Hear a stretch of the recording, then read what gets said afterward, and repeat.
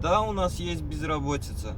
Да, у нас есть другие заботы. В каком государстве их нет? В отличие от других государств, у нас не идет здесь война, как в Сирии.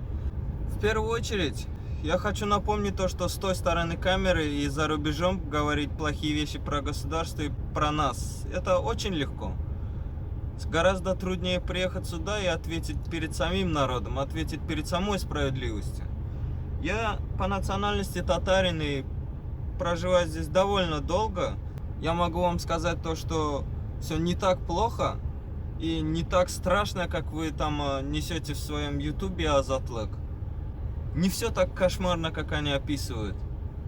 Здесь довольно радостный народ, все довольно дружелюбные, все друг другу помогут в любое время, в любой момент. Я не видел, чтобы здесь творилось беспредела.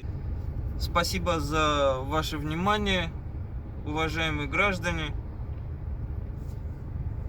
Хочу пожелать вам добра и поменьше верить во всякие слухи.